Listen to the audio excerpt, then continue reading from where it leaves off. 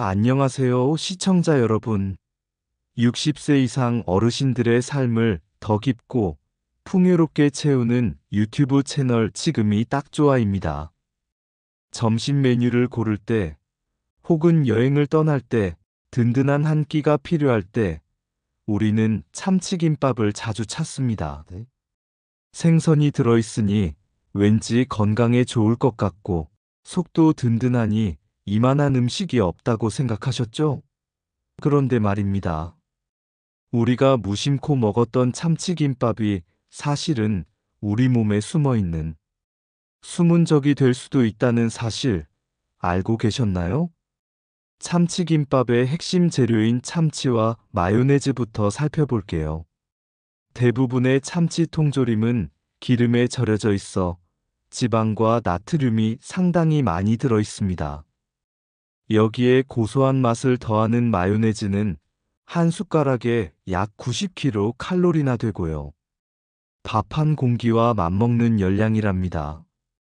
특히 마요네즈의 많은 포화지방은 우리 몸에 안 좋은 콜레스테롤을 높여 혈관을 막히게 할 수 있습니다. 이런 조합이 자주 반복되면 고지혈증, 복부 비만, 지방간 같은 질환으로 이어질 위험이 커집니다. 김밥을 맛있게 하는 단무지는 나트륨이 지나치게 많아서 위를 자극하고 위 건강을 해칠 수 있습니다. 또 흰쌀밥은 혈당을 빠르게 올리는 주범입니다.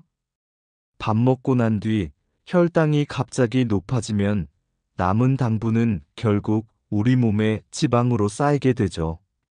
시청자 여러분, 통조림 라벨을 자세히 보신 적 있으신가요? 생각하시는 것보다 의외로 보존제, 첨가물 같은 것들이 들어있는 경우가 많습니다. 게다가 참치처럼 먹이사슬 상위에 있는 큰 바다 생선에는 수은이 축적되기도 합니다.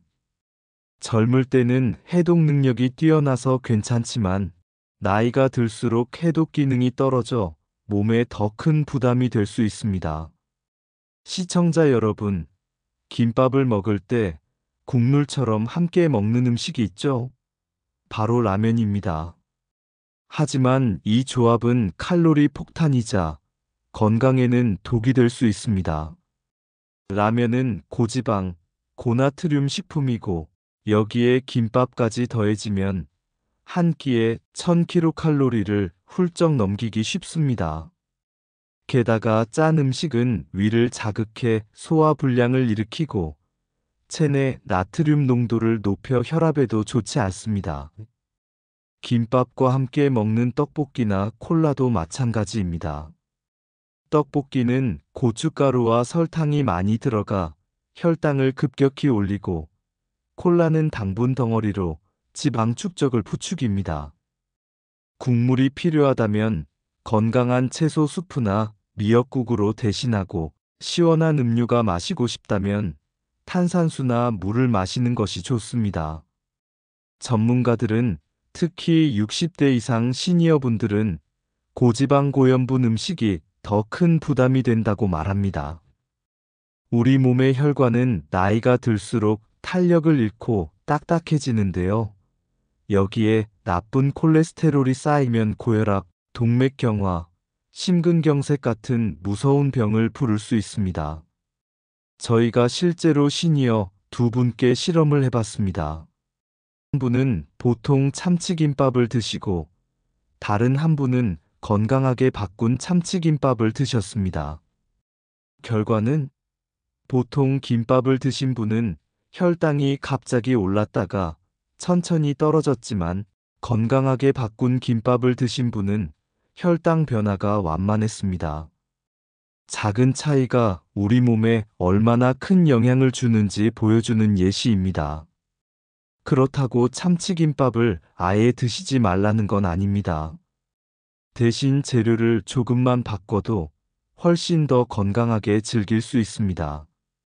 기름기 많은 참치 대신 삶은 닭가슴살, 구운 두부, 병아리콩 넣기, 마요네즈 대신 무지방 요구르트, 아보카도 혹은 양줄이기, 단무지 대신 오이나 당근으로 아삭함 살리기.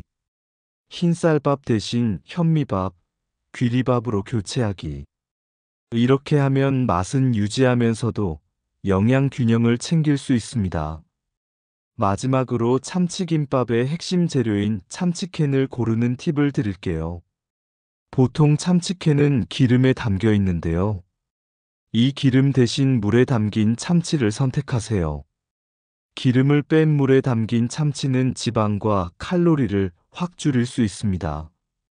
또한 캔 뒷면의 영양 성분표를 반드시 확인하는 습관을 들이세요. 나트륨 함량이 낮은 제품을 고르고 DHA와 EPA 같은 불포화 지방산 함량이 높은 제품을 선택하면 건강을 챙기는 데 도움이 됩니다. 많은 분들이 김밥을 간단한 한 끼라고 생각하지만 김밥 한 줄의 열량은 600에서 700kcal에 달할 수 있습니다. 즉, 김밥은 결코 가벼운 음식이 아닙니다. 흰쌀 대신 콩밥, 퀴노아, 보리밥을 사용하면 식이섬유가 늘어나 포만감이 오래갑니다. 속 재료에 채소를 두세 가지 이상 넣으면 색감도 예쁘고 비타민 미네랄 섭취도 늘어납니다. 김밥을 싸실 때 김 대신 상추나 깻잎을 활용하면 훨씬 가볍고 신선한 느낌이 납니다. 시청자분들 중에서 치아가 불편하다거나 소화력이 약하다 하시는 분들이 계시죠? 이럴 땐 속 재료를 부드럽게 바꾸는 것이 좋습니다.